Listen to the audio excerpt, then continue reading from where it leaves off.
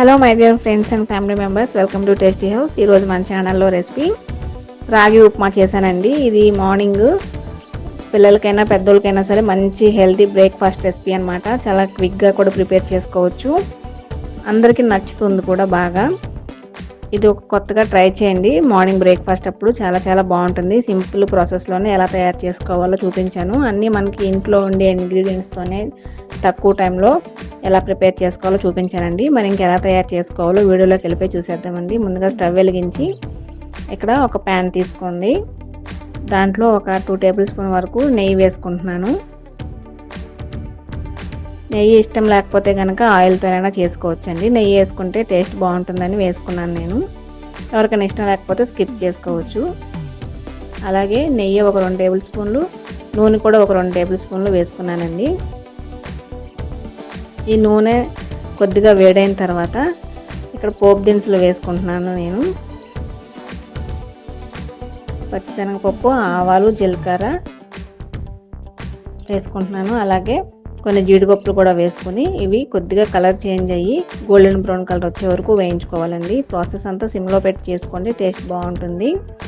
అలాగే ఈ పోపు దినుసులు అన్నీ వేగిన తర్వాత దాంట్లో కొద్దిగా కరివేపాకు, సన్నగా కట్ చేసుకున్న ఉల్లిపాయలు, అలాగే సన్నగా కట్ చేసుకున్న పచ్చిమిర్చి ముక్కలు కొన్ని,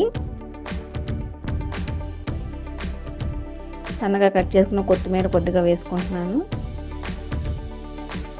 అలాగే సన్నగా కట్ చేసుకున్న క్యారెట్ ముక్కలు కొన్ని వేసుకుంటున్నాను. అలాగే ఒక మీడియం సైజ్ టమాటాని ఇలా చిన్న ముక్కలుగా కట్ చేసి వేసుకుంటున్నానండి.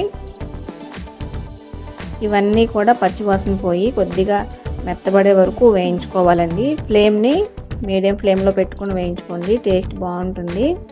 అలాగే ఇవి కొద్దిగా వేగి పచ్చివాసన పోయే వరకు వేయించుకున్న తర్వాత ఇక్కడ నేను కరెక్ట్గా 100 గ్రామ్స్ వరకు బొంబాయి రవ్వ తీసుకున్నానండి. ఈ బొంబాయి రవ్వను కూడా కొద్దిగా వేయించుకోవాలి ఈ నూనెలోనే.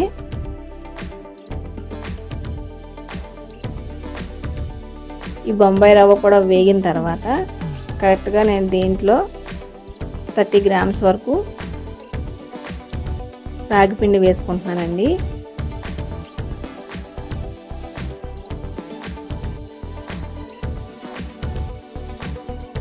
ఈ రాగి పిండి కూడా పచ్చివాసన పోయే వరకు వేయించుకోవాలండి.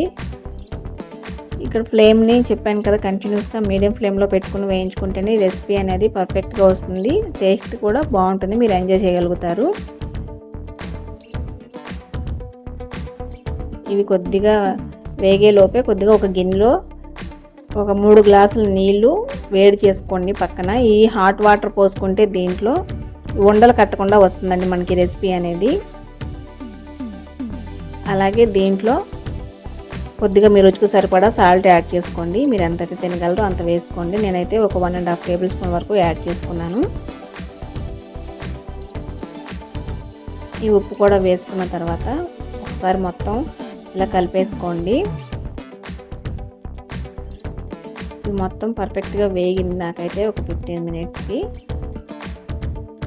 ఇప్పుడు దీంట్లో ఒక 3 గ్లాసుల వరకు నేను వాటర్ ఇలా కాచి వేస్తున్నానండి. వేడి నీళ్ళు అయితే వేస్తున్నాను. వేడి నీళ్ళు వేసుకోవటం వల్ల ఏంటంటే ఈ బొంబాయి రవ్వ కానీ ఈ రాగి పిండి కానీ ఉండలు కట్టకుండా మనకు పర్ఫెక్ట్గా వస్తుంది అనమాట రెసిపీ. తప్పకుండా మీరు కూడా ఇలాగే ట్రై చేయండి. కూల్ వాటర్ వేసుకుంటే ఏమవుతుందంటే ఉండలు కట్టేస్తుంది. అదంతా అయ్యేసరికి మీకు టైం అనేది ఎక్కువ తీసుకుంటుంది అనమాట. మీరు ఇలా ట్రై చేయండి, టేస్ట్ బాగుంటుంది. దీంట్లో మీరు ఇంకా పైన ఉడికేటప్పుడు కొద్దిగా నెయ్యి వేసుకున్నా పర్వాలేదు, వేసుకోకపోయినా పర్వాలేదండి. మనం ఆల్రెడీ ముందు నెయ్యి వేసి చేసుకున్నాం కాబట్టి. నాకైతే కరెక్ట్గా ఒక 10 నిమిషాల తర్వాత ఈ కన్సిస్టెన్సీ వచ్చింది. ఇలా ఉన్నప్పుడు స్టవ్ ఆఫ్ చేసుకోండి. చల్లారే కొద్దీ ఏంటంటే మనకి ఇంకా థిక్గా అయిపోతుంది.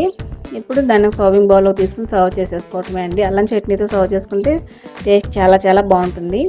మరి ఇంకెందుకు ఆలస్యం, మీరు కూడా ఈ రెసిపీని ట్రై చేయండి. మీకు ఎలా కుదిరిందో కామెంట్ సెక్షన్లో కామెంట్ చేసేయండి. మీరు ఎవరైనా మన ఛానల్ కొత్తగా చూస్తున్న వాళ్ళంటే సబ్స్క్రైబ్ చేసుకోవడం అస్సలు మర్చిపోవద్దండి. అలాగే దాని పక్కన ఉన్న బెల్ ఐకాన్ ప్రెస్ చేస్తే మేము చేసే ప్రతి వీడియో మీకు నోటిఫికేషన్ వచ్చేస్తుంది. మరి ఇంకెందుకు ఆలస్యం, తప్పకుండా సబ్స్క్రైబ్ చేసేసుకోండి, సపోర్ట్ చేయండి. Thanks for watching.